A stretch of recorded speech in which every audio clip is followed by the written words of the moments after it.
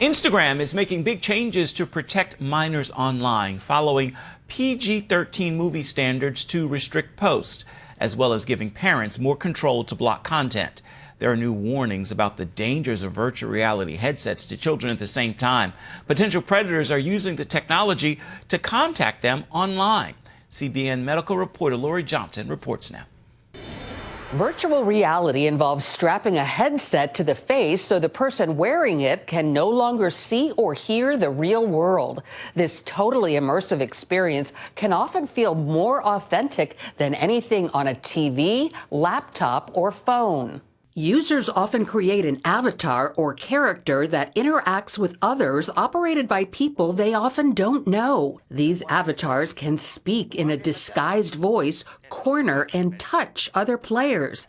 Meta is deeply involved in virtual reality, and 2 former employees recently testified at a Senate hearing about the company's research into the risks of this alternative reality.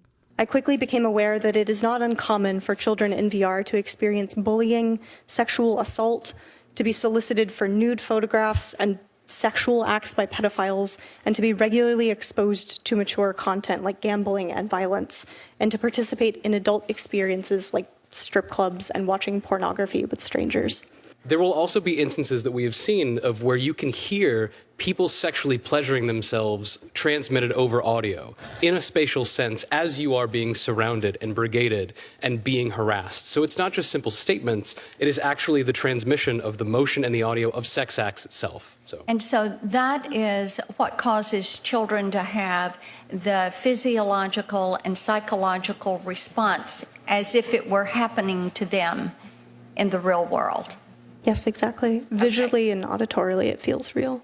These whistleblowers accused Meta of suppressing studies into the extent VR can harm teenagers and kids even younger. When my colleagues' research showed the emotional impact of children being threatened by physical harm by strangers online, Meta not only restricted internal sharing, but manipulated reports to obscure any emotional damage.